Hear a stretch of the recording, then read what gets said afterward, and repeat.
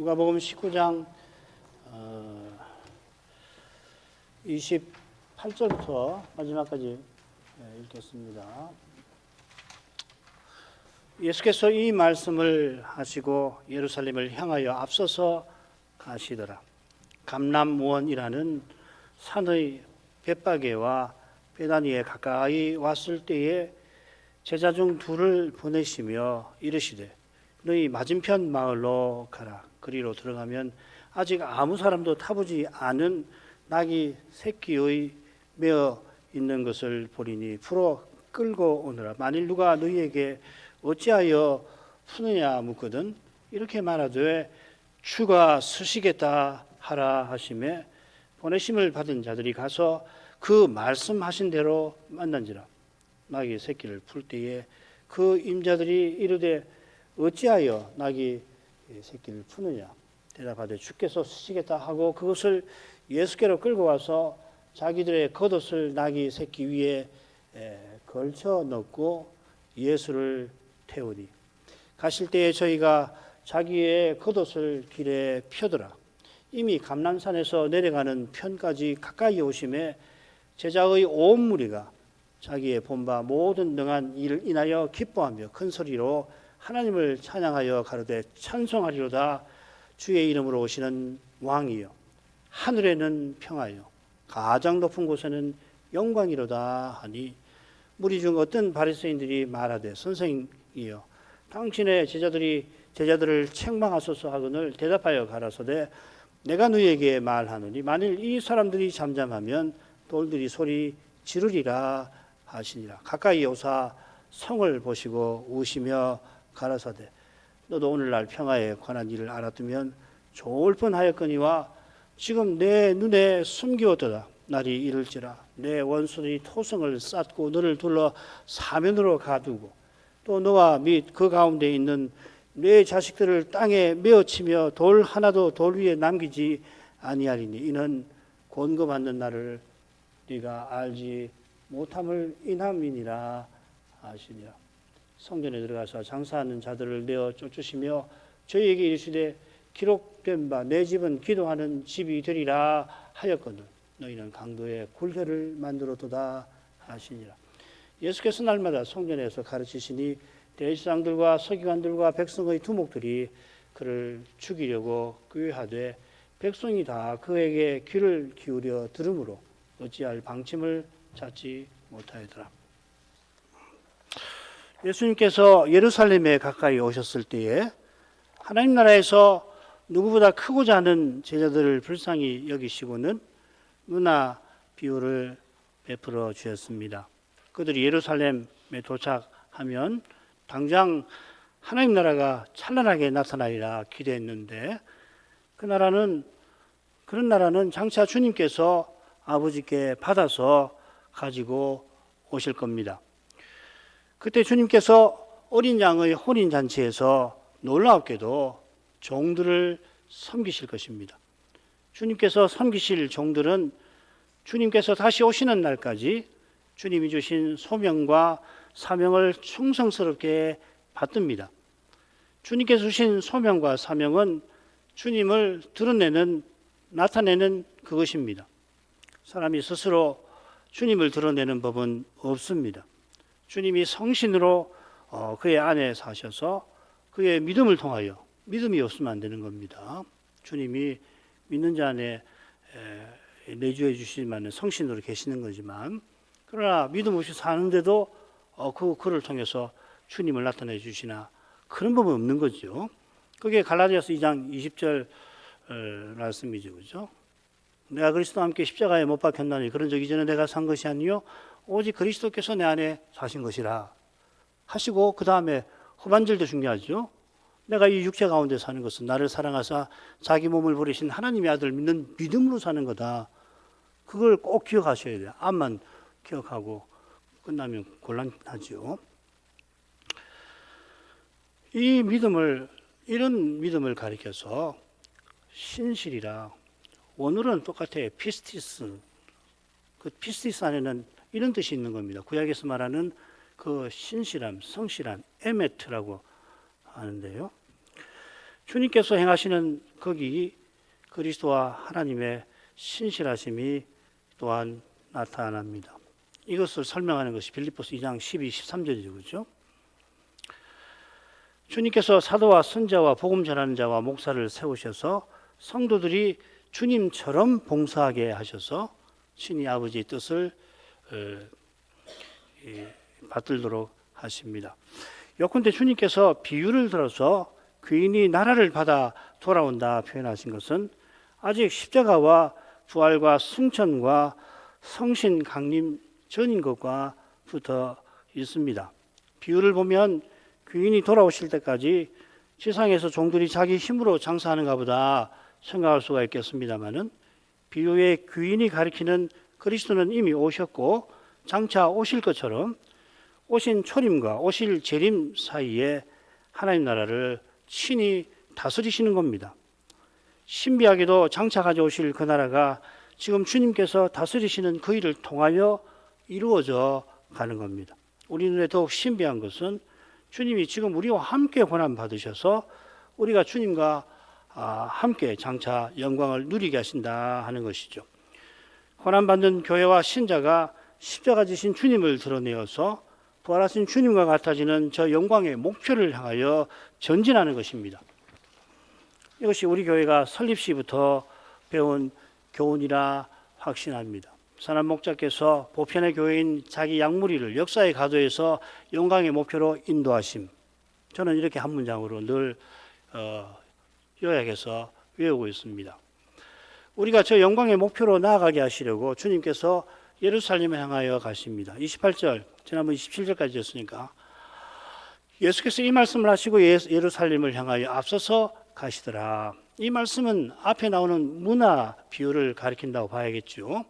주님께서 문화 비유를 베푸신 때가 예루살렘 여행을 마치신 때이듯이 이 비유하신 후에 이제 예루살렘을 입성하러 가시는 겁니다. 가시는데 앞서서 가신다 하였습니다. 이런 이어지는 사건과 붙어 있고요. 이 사건들은 아시는 대로 주님이 입성하시는 거, 왕이시니까 입성하시고 또 성전을 정화하시는 그 권세자이시니까 앞서서 가시는 거죠. 두 사건은 주님께서 하나님 나라의 왕이시면서 영원한 성전의 대지상이신 그 자격으로 행하시는 겁니다. 특별히 주께서 다윗 자손으로 입성하실 거라 문화 비유를 마치시고는 앞서서 예루살렘을 향하시는 것입니다. 그러니까 소경 뷰에 보면은 주님의 길을 여는 사람들이 나오잖아요. 그게 누가 그냥 쓰는 것이 아니라 매우 비판적으로 쓰는 표현 같아요. 얼마나 교만한가 그들이. 자, 줄기단락 줄거리 한번 오늘 읽은 부분 보십시다. 25절부터 35절 상반절까지는 예루살렘 입성을 준비하게 하시는 겁니다. 그 다음에 35절 하반절부터 38절까지는 예루살렘을 입성하시는 장면, 왕의 입성과 백성의 찬송, 백성보다는 제자의 찬송입니다. 그리고 39절 40절에는 바리새인의 항의와 주님의 책망이 나옵니다. 그리고 41절부터 46절까지는 주께서 우시며 성전 가서 정화하시는 내용이고요. 그 다음 47, 48절은 주께서 성전에서 가르치시는데 예수님을 죽이려고 지도자들이 꾀했다 하는 겁니다. 예루살렘 입성과 성전 정화가 이 단락의 중요한 사건들인데 이 두 사건을 누가는 정교한 줄거리로 연결하는 것 같습니다. 이 줄거리는 예루살렘이 멸망할 사실과 멸망하는 이유를 보여주고 있습니다. 우리가 지금 이 누가복음의 하나, 둘, 셋, 네 번째 대목 같은데 그 대목에서 이제 그걸 주목해서 보고 있잖아요. 그 이유가 셋째 부분과 다섯째 부분의 한가운데와 마지막 부분에 분명히 나오죠. 이스라엘의 지도자들이 자기 왕을 미워하고 죽이려 합니다. 왕께서는 나라를 받아 다시 오시기 위해서 아버지의 뜻을 받들기 위해서 그러나 기꺼이 죽는데 나가시는 거죠. 그처럼 주님처럼 순종하는 이들을 쓰시는데 또한 순종하는 이들을 얻기 위해서 원수들의 살이가 가득한 그 성전에서 날마다 가르치고 계셨습니다. 자, 줄거리 이 정도 하시고 처음으로 가보시죠. 첫 번째 부분 셋으로 나눠서 보겠습니다. 한가운데 말씀 앞뒤로 같은 내용이 주님의 입성 지시와 제자들 입성 준비로 각각 나옵니다. 거의 같은 내용이 지시하는 내용, 순종하는 내용 그렇게 나오고 한가운데를 좀 주목해서 보려고 한다는 겁니다. 읽겠습니다. 감람원이라는 산의 벳바게와 베다니에 가까이 왔을 때 제자 중 둘을 보내시며 이르시되 너희 맞은편 마을로 가라. 그리로 들어가면 아직 아무 사람도 타보지 않은 낙이 새끼의 메어 있는 것을 보리니 풀어 끌고 오너라. 만일 누가 너희에게 어찌하여 푸느냐 묻거든 이렇게 말하되 주가 쓰시겠다 하라 하시매. 주님께서 예루살렘을 향하여 앞서 나가시다가 감람원이라는 산의 벳바게와 베다니에 가까이 오셨습니다. 우선 지리를 좀 보십시다. 이 감람원이라는 말은 그 산의 이 감람나무 숲을 가리킵니다. 뭐 산 전체가 감람나무가 있는 건 아닌데 이 감람나무 숲이 인상적이니까 이름도 거기서 나왔다 이 말이죠. 그래서 감람산이라고 사실은 번역하는데 감람원산이 맞습니다. 실은 감람산 서편에 예루살렘이 있고요. 벳바게와 베다니는 감람산 동편에 있습니다. 지금 주님께서 여리고에서 예루살렘으로 가시는 거 아닙니까? 가는 길에 벳바게가 나와요. 고대 그 도로를 보면 베다니는 그 길에서 조금 떨어진 데 있습니다. 지리적으로는 벳바게와 베다니에 가까이 왔다. 좀 어색한 데가 있단 말이죠. 그러나 이어 나오는 맞은편 마을이 베다니라면 누가 선생의 표현은 자연스러운 것입니다. 입성과 관련돼서 두 마을이 등장하니까요. 사실 요한복음을 보시면은 주님께서 벳바게에서 낙이 타고 예루살렘 향하시기 전에 이 베다니 마을을 들러서 들리시죠. 거기서 마르다, 마리아, 나사로 집에 가서 식사를 하시고 그 식사 자리에서 마리아가 귀한 향유를 부어 주님의 장례를 예비했지 않습니까? 그날이 안식일이고요. 토요일이고 이튿날 입성하려고 벳바게에 가셨습니다. 그래서 이 주일을 종려주일이라고 그러죠. 누가복음에 나오지 않는 종려인데 다른 데 보면 종려 가지를 막 흔들고 깔고 그러지 않았습니까? 그 종려주일이라고 교회에서는 늘 부릅니다. 주님께서 제자 둘을 보내시며 맞은편 마을로 가라 하십니다. 말씀드린 대로 맞은편 마을은 베다니 같아요. 꼭 베다니라고 단정하기는 어려운데 다들 베다니일 거다. 그 맞은편이 있습니다. 아침에 베다니 마을을 떠나셨어요. 거기서 하룻밤 지내시고 그리고 벳바게 오셔가지고서 거기 다시 이 제자 둘을 보내어서 나귀를 거기서 구해오라 하신 겁니다. 그러니까 베다니 마을 떠나시기 전에 거기서 나귀 새끼를 준비하실 수도 있잖아요. 그런데 그렇게 아니하셨습니다. 이 세상에 만연된 편의주의로는 주님께서 하신 일들을 결코 바르게 깨닫지 못하고 그런 편의주의로는 주님의 일에 쓰임을 받지 못합니다. 이어 나오는 말씀에서 우리가 왜 그렇게 하셨나 하는 뜻을 미루어 살필 수 있을 겁니다. 예수님은 주로서 제자들에게 명하십니다. 명하실 때 그 뜻을 다 헤아리지 못하더라도 겸손히 받을 것입니다. 입성을 위해서 벳바게에서 출발하시는데 이 벳바게라고 하는 말, 벳이라는 말은 집이라는 말이에요. 베틀레헴 할 때 벳, 히브리 말로 베이트라는 말이거든요. 그걸 발음을 벳이라고, 메세메스, 하여튼 벳이 굉장히 많이 나오죠, 그죠? 벳아웬, 여기도 벳파게입니다. 이 파게라는 말은 설익은 무화과라는 뜻이에요. 설익은 무화과의 집이라 하는 뜻입니다. 왜 거기서 출발하셨나? 어쩌면은 아직 저는 확신이 잘 안 듭니다. 입성하시면서 이 무화과 나무를 저주하신 일과 붙어 있을지 모르겠습니다. 누가복음에는 안 나오죠, 그죠? 무화과 나무 저주가. 그렇다면 이 해석이 맞는다면 이렇게 해석하신 분이 꽤 있거든요. 신령한 선생들이 많으니까.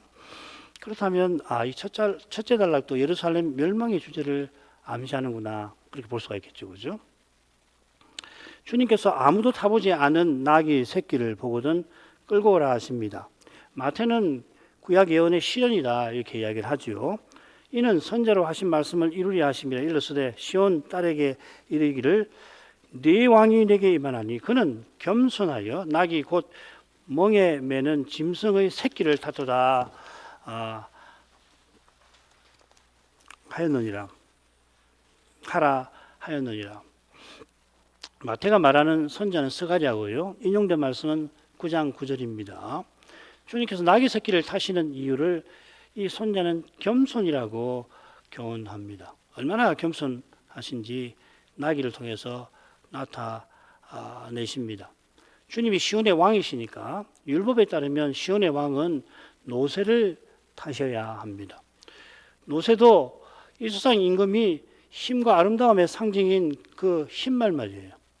흰말을 타는데 거기 비하면 사람의 눈에 볼품이 없겠지요. 그런데 이스라엘 임금이 노새를 타는 것은 이 거룩함과 붙어 있습니다. 레위기 19장 19절에 보면은 한 밭에 두 종자를 뿌리지 말고 그 두 짐승을 교합하지 말며 그리고 두 종류의 재료로 옷을 지어 입지 말라 하는 거 아닙니까? 그 두 재료로 직조한 옷을 입지 말라 하는 것은 제사장 옷을 만들어서 대제사장 흉내내지 말라 하는 것이고, 이스라엘 임금은 중부 직분을 맡은 까닭에 말과 나귀 사이에서 태어나는 노새를 탔습니다. 그래서 레위기 19장 19절을 흔히 창조지서를 혼란케 하는 것이니까 율법에서 금했다고 그렇게 오늘날도 많은 레위기 주석가들이 말하는데 그거 받아들일 수 없는 주장입니다. 거룩함과 관계되는 거거든요.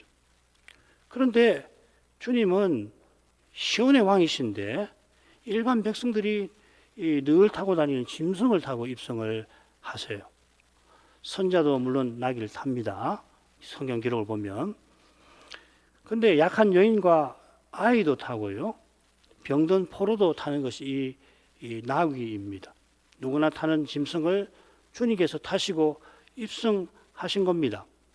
셋째, 다섯째 부분에서 백성의 지도자들이 주님을 높이는 백성을 비난하고 그런 칭송을 받으시는 주님을 죽이려 합니다만은 주님은 목자 없는 이 지도자들이 목자인데 목자 노릇을 안 하니까 목자 없는 양과 같이 된 이 불쌍한 백성과 기꺼이 하나가 되시고 그들을 섬기려 하시는 겁니다. 두 제자가 주님의 말씀대로 나귀 새끼를 보고 끌어올 때에 필시 그 주인이 어찌하여 푸느냐 하고 물을 거다 하시고는 그렇게 물으면 대답하는 말을 이렇게 대답하라고 주시지요. 이 대답에서 우리는 주님께서 다소 이상한 일을 제자들에게 시키신 뜻을 찾아야 할 겁니다. 주님께서 장에 가서 돈 주고 이런 나귀를 구하게 하실 수도 있잖아요. 제자들이 이런 나귀를 볼 때에 그 주인이 뭐라 그러면 돈을 주어서 이런 나귀를 데려오게 하실 수도 있습니다. 이번에는 주님께서 주로서 자기 종에게 나귀 새끼를 드리도록 하시는 겁니다. 주로서 주께서 왕으로서 입성하시는데 나귀 새끼가 필요하시니 원하는 대로 쓰시는 겁니다.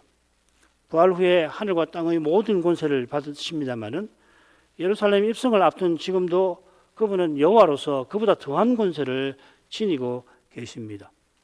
주께서 나귀 새끼를 그에게 주신 거고 주셨더라도 여전히 주님 것입니다. 내 것이라고 주장할 것이 우리에게는 죄와 악밖에 없습니다. 우리는 주님께서 하나님께서 주신 것을 받아서 주신 하나님의 뜻에 쓰는 겁니다. 지금 주께서 그 뜻을 이루려고 쓰겠다 하시니 당연히 주님의 것을 드려야 하는 겁니다. 그러나 이것은 세상 임금의 수용과 다릅니다. 이 수용은 세상 임금이 공익을 전쟁이 났다든지 뭐 큰 공사를 한다든지 할 때 강제로 백성의 노동과 물품을 취하는 거 아니에요. 많은 왕들은 사실 빼앗지요. 법률을 앞세워서 왕의 칙령을 앞세워서 우리 주님은 주신 그것을 받아 쓰시되 깨닫고 기꺼이 드리게 하시는 분입니다. 이게 매주일 헌상에서 우리가 기억할 내용 중 하나이겠죠. 우리는 하나님께서 주신 것으로 주신 거룩한 뜻에 기꺼이 드려 귀히 쓰임을 받는 겁니다. 나귀 새끼 주인도 주께서 쓰시겠다는 제자들의 말에 선선히 기꺼이 드립니다. 나귀 새끼를 쓰시지만 실은 헌성한 그를 위대한 구속 사건에 쓰시는 것이죠. 32절 보내심을 받은 자들이 가서 그 말씀하신 대로 만난지라. 이 부분은 이어 나오는 내용에 붙여 살펴도 괜찮습니다. 뭐 단락 구분은 꼭 이렇게 단락을 구분해야 된다. 고집할 필요는 없죠, 그죠? 이렇게 보면 이 말씀을 성경 저자의 뜻을 혹은 거기 담긴 교훈을 좀 더 우리가 잘 알 수 있겠다. 지금 여기서는 이렇게 보고 또 다른 각도에서는 저렇게도 보고 그렇게 하는 거거든요. 붙여서 보셔도 아무 무방합니다. 댁에서 성경 읽으실 때에 이걸 이어지는 사건과 붙여서 읽고 이런 뜻이구나 묵상하셔도 아무 상관 없습니다. 그러나 저는 조금 따로 살펴보고 싶습니다.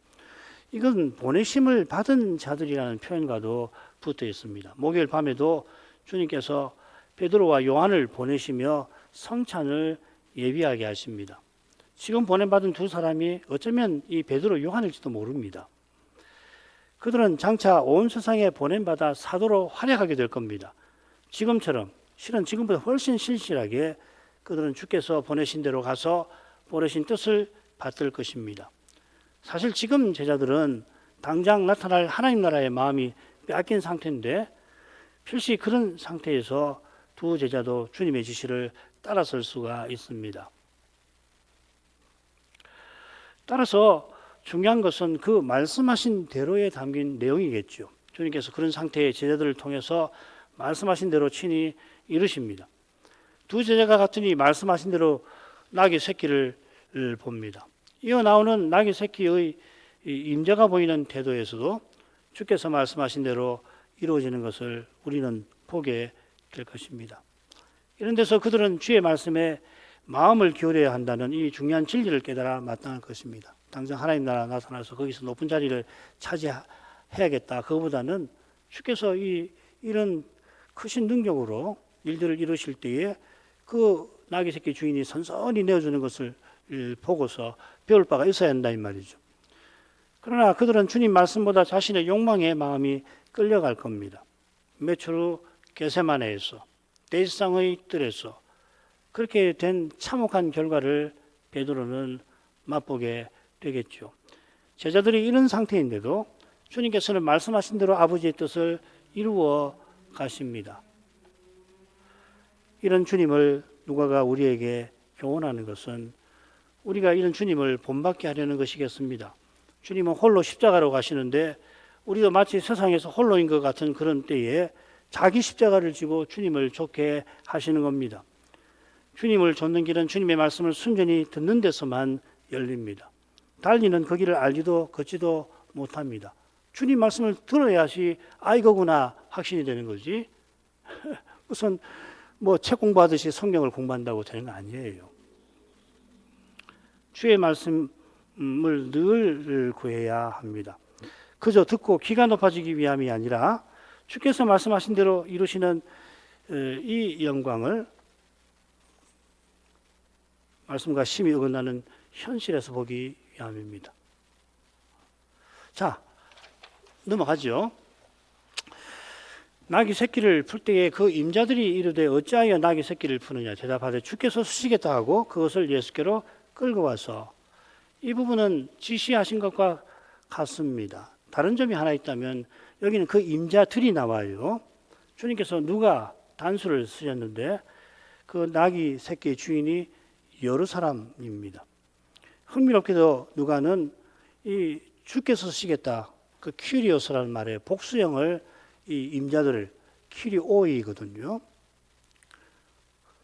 거기다 씁니다. 그 주인들이라고도 새겨도 됩니다. 주인들이나 임자들이나 같은데요.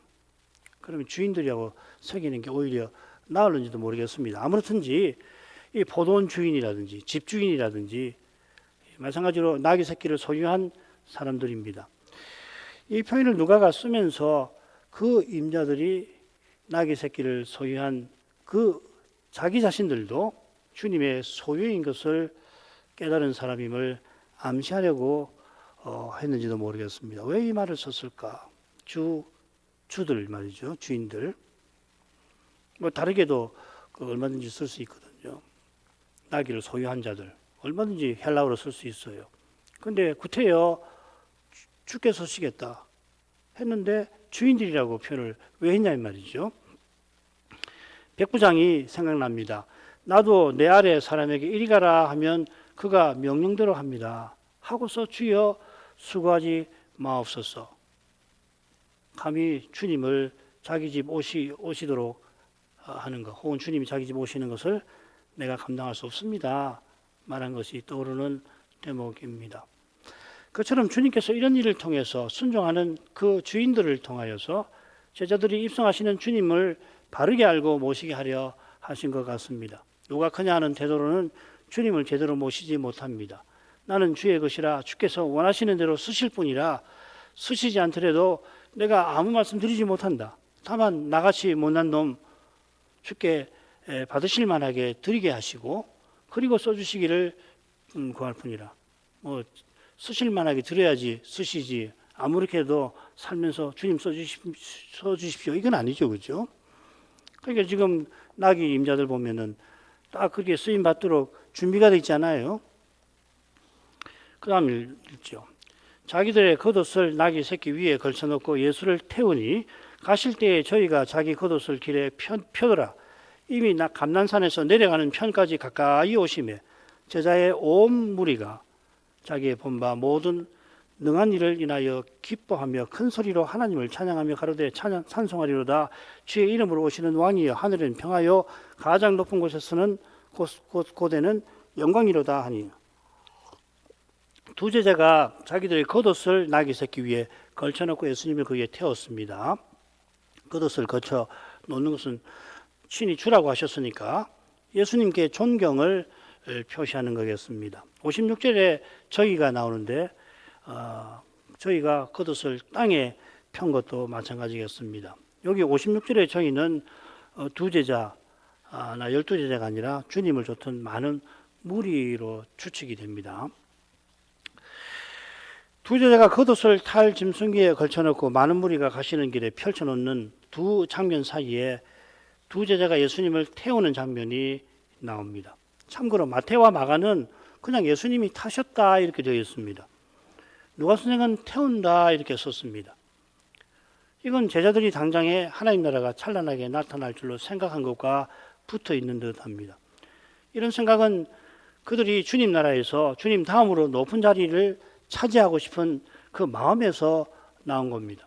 그런 그들이라 지금 주님께서 나귀 새끼에 오르는 일에 기여하려 한 것처럼 누가 선생은 기록하는 것 같습니다. 주님께서 큰 말 타시는 게 아니라 작은 나귀 새끼에 오르십니다. 물론 아무도 타보지 않은 짐승이라 길들여져 있지 않으니까 주님께서 잘 타시도록 제자들이 붙들어 드려야 할 수도 있겠지요. 그런 도움을 주님께서 필요 없다 하셨을 것 같지 않습니다. 그러나 그들이 마치 주님을 왕위에 오르시게 할 것처럼 했다면 저는 누가가 그런 의도로 썼다고 읽습니다.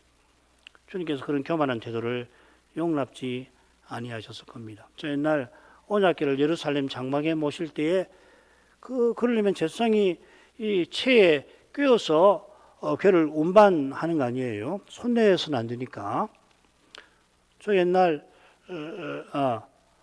그렇지 않고 블레셋 사람들처럼 소가 끄는 수레에다가 언약궤를 실어 운반했는데 그때 소들이 뛰니까 우사가 그만 손을 들어, 이게 참 중요합니다. 손을 들어 하나님의 궤를 붙들었던 일이 생각납니다. 이 손을 든다는 말이 이 교만하다는 함의가 있는 표현이거든요. 하나님께서 우사를 치신 것은 그가 하나님의 거룩하심을 침해한 탓이죠. 우사가 무슨 나쁜 의도로 그렇게 했습니까? 그러나 그 의도 아래 사람이 하나님의 궤를 수호하려는 교만이 깔려 있었던 겁니다. 참 주의해야 합니다. 사람이 나서서 주님의 권위를 수호하고 말씀을 수호하려고 하는 건 그게 잘하는 것만 아니고 실은 자기가 누군지를 모르는 거거든요. 그게 있으면은 참 주님을 위한다는 그것이 그 결과적으로 주님을 위하는 것도 못하고 자기 자신도 큰 잘못에 추락하는 이유가 되는 거지 않습니까? 언약궤 위에 영광 구름으로 임재하시는 하나님께서 연약한 인생을 지켜주시는 겁니다. 연약한 인생을 주의 일에 써주시는 겁니다. 주시는 겁니다. 쓰실만 해서 그렇게 하시는 게 아니라 먼저 쓰실만하게 만들어서 하십니다. 이게 중요한 거죠. 이는 우리가 구원을 얻지 못하는 이 사실, 구원받는데 조금도 기여하지 못하는 사실과 딱 붙어 있습니다. 이는 고백은 하잖아요. 우리는 전적으로 은혜로 구원받는다. 그렇게 하고서 삶에서는 이런 정신을, 교훈을, 진리를 철저하게 따라가지 못하는 게 숱합니다. 그게 우리입니다. 우리 모두 그렇습니다. 날마다 부인하지 않으면 안 되는 거죠. 하나님 나라를 말할 때 하나님의 나라잖아요. 하나님이 친히 세우시고 다스린다는 이 사실을 명심해야 합니다. 그래야 사람이 하나님 나라의 일을 이루겠다는 육신적 태도를 부인하게 될 것입니다. 주님께서 가까이 오시자 제자의 온 무리가 기뻐하며 찬송합니다. 이 단락에만 가까이 온다는 낱말이 3번이나 쓰입니다. 이 낱말이 마지막 5째 단락에 역시 3번 나옵니다. 뒤에 3번은 매우 흥미로워요. 아주 중요한 때나 결정적인 사건이 곧 들이닥친다 하는 뜻입니다. 여기서는 주님께서 예루살렘에 가까이 오시는 것을 일관되게 표현하고 있습니다. 주님께서 가까이 오신다는 것은 하나님의 뜻이 더욱 이루어지는 걸 가리킬 겁니다. 이것이 예수님의 영광이 드러나는 거겠죠. 이 사실이 제자의 온 무리가 기뻐하며 찬송하는 것과 붙어 있을 겁니다. 이들이 찬송하는 행위나 찬송하는 내용이 예사롭지 않습니다. 바리새인이 이 찬송에 항의하니까 이 사람들이 잠잠하면 돌들이 소리 지르리라 하셨습니다. 예수께서 그 나라의 왕으로서 예루살렘에 입성하시니까 그러면 왕의 영광을 드러내시는 거 아니에요? 예수님이 이 예루살렘에 입성하실 때 내가 누구다 하는 것을 드러내시는 거 아니에요? 그 왕의 영광도 당연히 드러내시겠죠. 여호와의 영광도 드러내시겠지만 그러니까 제자들이 그 영광을 인해서 하나님을 찬송하게 된 겁니다. 그런데 누가는 제자의 온 무리가 기뻐하고 찬송하였다 합니다. 마태나 마가는 무리가 그리했다고 증언합니다. 거기 제자들만 있는 거 아니잖아요. 수많은 백성들이 있고, 근데 누가는 제자의 온 무리에 초점을 두고 있습니다. 마태는 어린아이도 거기서 찬송한 것을 암시합니다. 이거는 추론해 보는 겁니다. 누가는 찬송하는 많은 사람 중에서 제자의 온 무리를 특별히 언급을 해요. 비슷한 전경이 이 넷째 단락 처음에 나옵니다. 모든 백성이 들을 때에 예수께서 그 제자들에게 이르시되, 무슨 말이냐면 이 제자라고 하는 용어를 다 찾아보면 특별히 이 대목에서 이 누가복음 넷째 대목이라고 할 수 있는데, 이 제자는 그냥 그 넓은 제자들이 아닌 것 같아요. 소수의 제자들 같아요. 제가 이 단정해서 12제자를 꼭 이야기하는 것 같지는 않고 70문도도 있을 수 있고, 참 흥미롭잖아요. 주님께서 마지막 주간인데 날마다 성전에 가르칠 때 많은 백성이 모여 듣지만 제자들에게 특별히 교훈하시죠. 누가가 제자의 온 무리라고 한 것은 그들이 하나님을 찬송하는 이유와 딱 붙어 있습니다. 자기의 본바 모든 능한 일을 인하여. 이 능한 일이라고 하는 말은 주께서 성신의 능력으로 귀신을 쫓아내신다든지 병을 고치시는 표적을 가리키는 표현입니다. dynamis라는 말입니다. 제자들은 주님과 늘 함께하면서 주님의 모든 표적을 봤어요. 주님께서 입성하시는 모습에 그들은 이 표적들이 생각난 겁니다. 주께서 이런 표적들을 행하신 목적이 하나님 나라를 세우시는 데 있다 생각한 겁니다. 이 생각이 틀린 건 아닙니다만 그렇다고 주님의 뜻을 온전히 깨달은 것도 아닙니다. 과연 주님께서 부활 때 하늘과 땅의 모든 권세를 받으시는데 이 부활은 십자가를 전제합니다. 죽지 않고 사는 법 없잖아요. 부활은 다시 사는 건데 죽어야 다시 사는 일이 있는 거 아니에요? 주님의 십자가는 죄와 죽음의 문제를 해결하려고 하나님이 친히 내신 그 길입니다. 부활하셔서 받은 권세로 주님은 우리를 통해서 죄와 죽음의 권세를 물리치고 계십니다. 다시 오실 때 받아오는 그 나라는 죄가 먼지만큼도 없고 의가 온 세상에 충만한 나라, 사망과 음부도 불못에 던져져서 주님께서 우리를 섬기시고 주님 안에서 우리가 서로 먼저 섬기는 그런 나라가 될 겁니다. 지금 제자들은 이런 일들은 잘 알지 못합니다. 그렇다고 오병이어의 표적을 보고서 주님을 자기네 임금 세워서 자기네 먹고 사는 문제를 해결하려 하던 무리와는 분명 제자들은 다릅니다. 베드로와 사도들이 가이사랴 빌립보에서 다른 사람들과 달리 주는 그리스도시요 살아계신 하나님의 아들이시라고 바르게 고백했습니다. 베드로는 일찍이 자기가 얼마나 죄인인 줄을 알고 주의 자비를 나를 불쌍히 여기소서 주여 나를 불쌍히 여기소서 나는 죄인으로소이다 하였습니다. 그가 죄를 깨닫고 주님을 좇은거나 주님을 바르게 고백한 것이 하나님의 은혜에 있듯이 지금 그들이 누가 크냐 하고 다투는 것은 그들이 주의 말씀보다 사람의 생각을 쫓아간 탓입니다. 주님의 강구 덕분에 그들의 믿음이 땅에 떨어지지 않지만은 그들은 십자가를 앞두고 주님을 부인하는데 떨어지고야 말 겁니다. 지금 그들이 하나님을 찬송하는 데는 주의 영광을 본 것과 붙어 있지만 자기를 부인하지 아니한 탓에 스스로는 벗어나지 못할 위태로운 상태에 있는 것입니다. 우리가 왜 그런지 이제 그들의 찬송 내용에서 오후에 살펴볼 겁니다. 날마다 자기를 부인하지 않고서는 바울처럼 날마다 자기가 죽지 아니하면은 아무도 주의 일에 쓰임 받지 못합니다. 문제가 없으면은 달리 말하면 자기 원하는 대로 일들이 척척되고 자기가 바라는 것을 얻고 행복을 맛볼 때는 콧노래가 나와서 하나님을 찬송하노라 하겠지만은 그러나 큰 문제가 들이닥칠 때 그야말로 죄와 죽음의 어마어마한 현실에 맞닥뜨릴 때 스스로 넘어지지 않고 백일 도리가 없는 것입니다. 이만큼 하고 또 오후에 이어서 공부하도록 하죠. 거룩하신 아버지, 예수께서 마침내 예루살렘 여행을 마치시고 마지막 사역을 이루려 하신 그 일을 이날 저희가 살피게 하십니다. 예수께서 그 나라의 왕으로 당연히 다윗의 위에 나아가시려고 입성하셨습니다. 그 일로 주님으로서 원하시는 사람들에게서 원하시는 나의 새끼를 받아서 주의 일에 쓰셨습니다.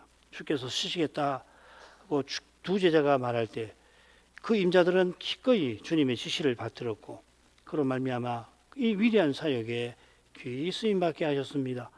하나님께서 친히 구원의 일을 다 이루시되 그 위대한 일에 이 부족한 인생들을 써주신다는 이 사실에 저희가 이날에도 믿음의 길을 고난 가운데서라도 걸어가는 뜻이 거기에 있나이다. 저희가 그리스도 안에서 아버지의 일에 쓰임 받을 만하게 온전히 자신을 주님께 드릴 수 있도록 그리스도와 같은 심정을 그런 태도를 사모하게 하옵소서. 삿된 욕심에 이끌리기 얼마나 쉬운 것을 생각하면 하나님 말씀이 아니고서는 이것조차도 분별하지 못하는 그런 미구한 우리의 현실을 생각하면 하나님 은혜가 과연 절대로 절실하다는 것을 이 아침에도 고합니다. 예수님 이름으로 기도합니다. 아멘.